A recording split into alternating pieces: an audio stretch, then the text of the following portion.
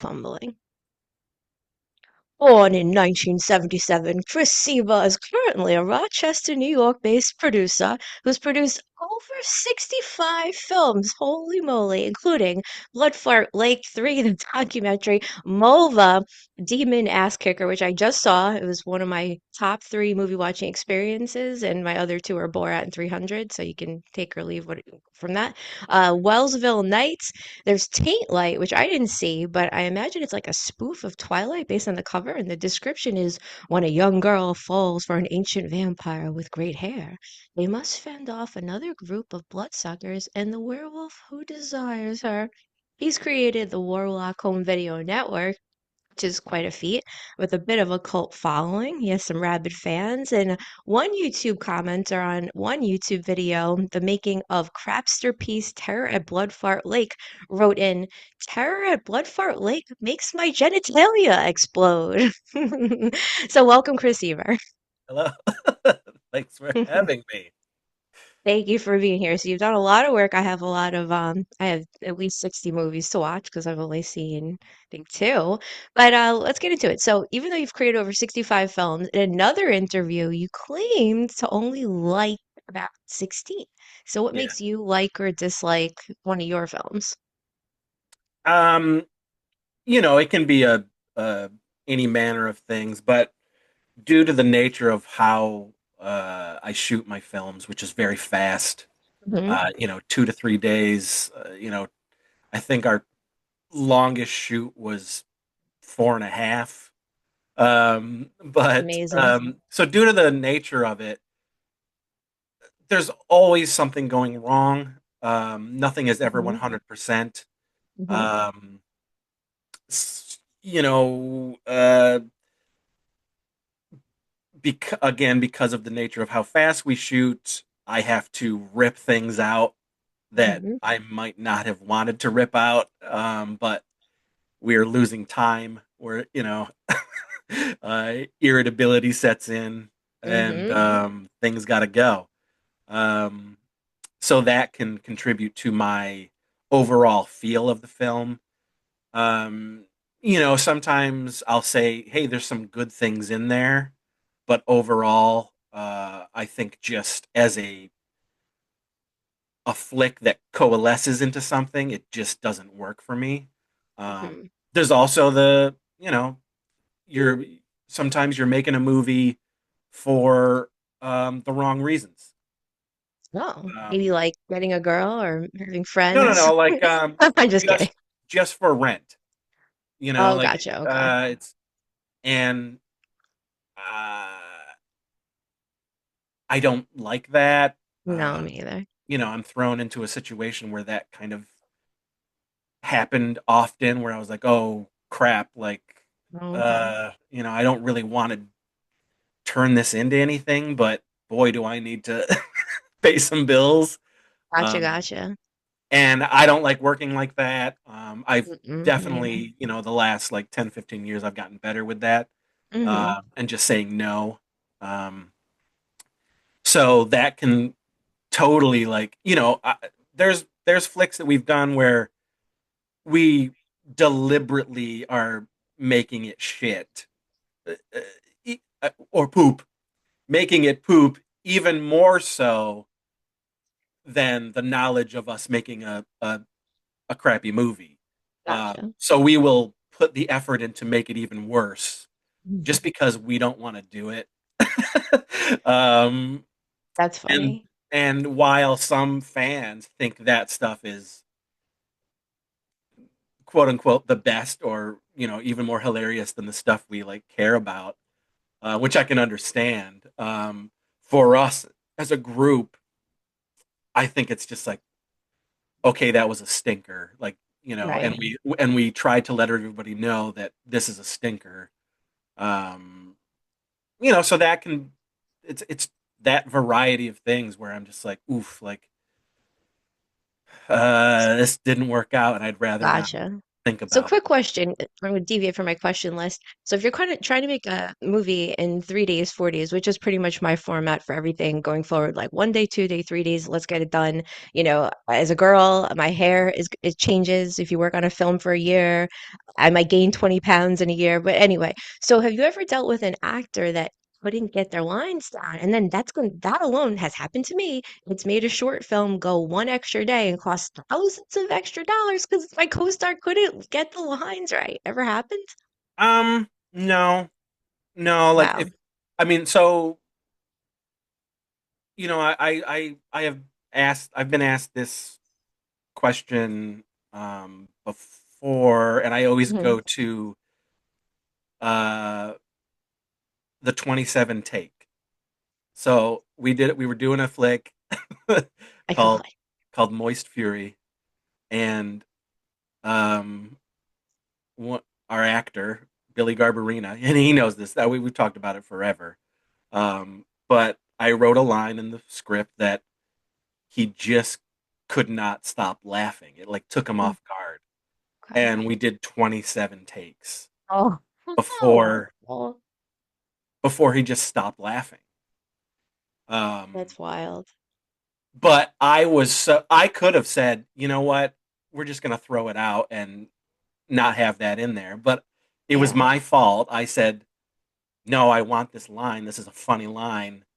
It's staying in there, so I don't care how long It's it funny. takes. But I've never had like to, if it got to a situation, and believe me, I write like ridiculous monologues Mm-hmm. for people, Mm-hmm. and sometimes they just are just like, oof, I can't get through this. Then I'll cut it in half, you know. Okay.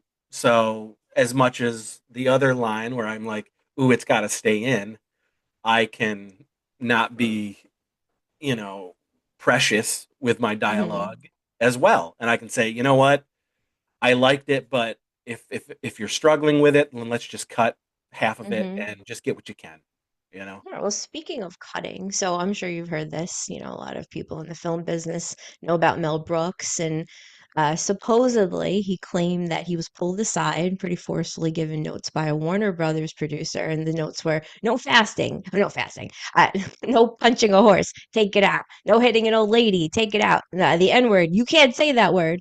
And Mel Brooks basically said if he took all the notes, he'd end up with a 12-minute movie. So he crumpled up the notes and he threw them in the trash. So what are maybe some critiques you've received that you ignored and said, I'm not listening to you, I'm going to do whatever I want? And then also, how did it go? Um,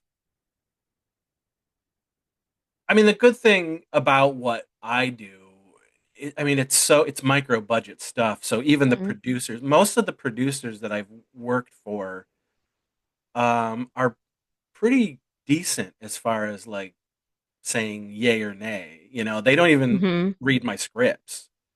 Um, you know, so it's actually more the people that I work with that will say, "Hey, are we really going to do this?" Yeah. You say, yeah. And sometimes I will say, "Okay, if you're not comfortable with this, then it's gone." Um, or if that particular person doesn't want to say those lines, then somebody else will do it. Um, but I've never had to, and I think there's a good portion of the flicks that we've done early on, where it was a lot of, uh, I've talked about this before, but being seduced by the idea of shock value, Mhm. um, and being under the tutelage of Lloyd Kaufman for a Oh, good okay. Yeah. portion for 10 years, Oh, um, 10 years. All right. working with trauma, not like working for trauma, but them doing stuff Mhm. for my films and me doing stuff for their films. Um, Lloyd really was like a proponent for pushing the limit. So there's Yeah. a large swath of my flicks that have stuff that I would not do today, and Really? things that I wouldn't even say today. Uh, Really? oh But yeah, Lloyd supported them? Lloyd but was pushing that because or something? Lloyd was like, people are going to remember Yeah. stuff that shocks them more than not. Yes. So I took that to heart, and there's a lot of that in a huge portion of the earlier stuff. Oh, that's Uh, funny. that to us, we maybe not necessarily felt like we were saying or doing anything wrong Mhm. because we were like, oh no, this is outsider cinema. We are pushing the limit. We are, like we're Trauma, John Waters. We're Right. all of that squashed together. Let's just go have fun and damn the consequences. Yeah. Yeah, no, I love working with Lloyd. He's a lot of fun. I tied him up. I rescued him in a movie that's on Troma now, and it will be out, I think, on Amazon Tubi and all this stuff. You'll see it. It's pretty awesome. And he was great. He was a good sport. We tied him up and we had a lot of fun with Lloyd. Yeah, it was great. Yeah, great. All right, so moving on. So now, the main reason I wanted to interview. Now, we did a little promo for Wellsville Nights, which I think is amazing. And quick aside, I've told Pete this, I've told Bob Heckman this, I've told a handful of people this because this is really weird and something that's happened to me many times where I think it was Pete sent me a clip of Clifford and it was Martin Short. He plays like a 7-year-old or 11-year-old. And I watched that and I was like, this is the best thing ever. I was reminded of that. And I was just obsessively thinking for maybe 1 or 2 hours right in this living room how I have to play the child, 40-year-old, I have to play a child. And then I think within 1 or 2 hours, I get a message and a script from Bob Heckman asking me to play a high schooler. So I guess before we go into Mulva, which really was like, all right, I got to interview Chris now. Tell us a bit about Wellsville Nights. That's such a cool concept, and it's a concept I had in my head, and then the script landed, and it was like already created. Look at that. So Wellsville Nights, some people might think it's dead, but it's not. Um, Hmm. uh, you know, for lots of many, many, many years, I always wanted to make a parody of 80s teen soap operas. Hmm. They were ridiculously melodramatic, played straight, and in a lot of cases outside of Degrassi, because what the Canadians were doing with Degrassi Junior High, that was some real stuff. Hmm. Hmm. They were tackling some real stuff, but over Hmm. here, some of the things that these teens were whining and complaining about on these soap operas, these high school soap operas, were ridiculous. And I always found that hilarious. And growing up in the '80s, I didn't really watch those shows, but my sister did, and so Hmm. I found them very funny. I mean, Hmm. this is not like uh, Saved by the Bell, because that is a comedy. That was a comedy show. Yeah. I'm talking more like Serious. Degrassi Junior High. There were shows called 15. There were Hmm. shows called Swan's Crossing. There were these, and then to a more greater extent, something like 90210. Uh, Yeah. but so I always wanted to poke fun at shows like that, and I was like, man, this would be my bread and butter because I love absurd comedy. Um, Same. and but I couldn't just do it straight. I love the horror No. genre so much, so I have to put some elements. And there's Dark Shadows from the '60s. That was a primetime soap opera, Hmm. uh, very melodramatic. Uh, the props were terrible. If something fell in the background, then it was kept because it was shot live. That type of thing. And I loved that aspect. So I wanted to meld an '80s uh, high school drama with Dark Shadows or Buffy or something like that, and play it straight, but shoot it all the way that it was shot back in the '80s, Hmm. on tape, with harsh, ugly lighting. You know, No. keep the dialogue of the time, but my dialogue ridiculous. Everything is Yeah. played straight, but it's so stupid, and pushed to the It's up really to fun. 11. It's really Um, fun. Yeah, I would definitely and so recommend that's watching it. Yeah, Wellsville Nights. So we finally, during the pandemic, I finally wrote the pilot, and then we wrote the first 8 episodes of the first season. All during that, we created the pitch deck, all of that stuff, and we Mm-hmm. and we were able to shoot the pilot in 2022. Um, Okay. and then we've had terrible luck trying to Ah, raise enough money to make the rest of the episodes. We were well, I hope you do. close, but I'm not going to let it go because everyone loves it, and we had such a Mm-hmm. fun time doing it. So Yeah, I I think wished for it before it landed in my email. I mean, I was like, I'm hoping can somebody cast me to play this? And here you are. All right, so moving on. So something else I really loved, like fanatic loved, like crazy lunatic loved. Went to the theater. I don't love everything, but it doesn't matter what I love. I love stuff that people hate, and I hate stuff people love. I don't like Star Wars, so it doesn't really matter what I think. But I love Caddyshack, and a lot of people love it. But who cares? Anyway, on to the next good. question. So you just premiered, I think last week, wildly fun movie. Definitely one of my top three, and it's called Mova Demon Ass Kicker. So if you could just tell us a bit about that. It was so fun. Thank you. I'm glad you had a good time. Um, Obsessed.